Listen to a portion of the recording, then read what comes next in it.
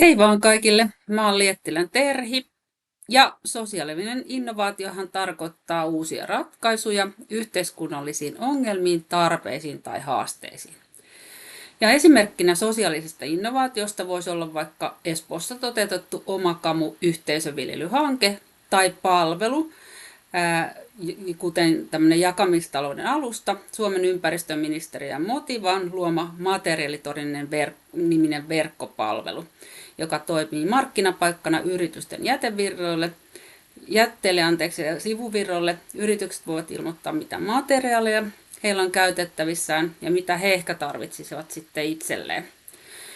Yhteisörakenteesta puolestaan voisi olla esimerkkinä kiertotalousverkosto, vaikkapa Pohjois-Karjalan ja maakuntaliiton ja ELY-keskuksen tämmöinen verkosto. Ja ympäristösertifikaatista mainitsen meidän oman talomme käytössä olevan ekokompassisertifikaatin. Nämä kaikki parantaa hyvinvointia, osallisuutta, yhdenvertaisuutta ja kestävyyttä.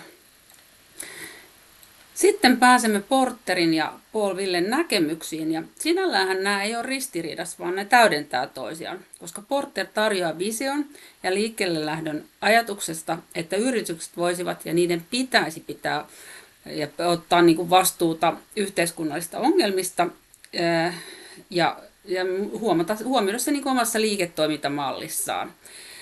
Kun taas sitten esimerkkinä voisi olla tällainen, jos mietitään niin kuin yhteiskuntavastuuta, niin siellä voisi olla tämmöinen heija-sovellus, joka yhdistää ihmisten hyvinvointia samalla kun tuo liiketoimista arvoa.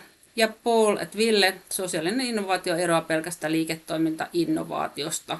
Ja esimerkkinä tuo materiaalitori aikaisemmin mainittu. Kiitos.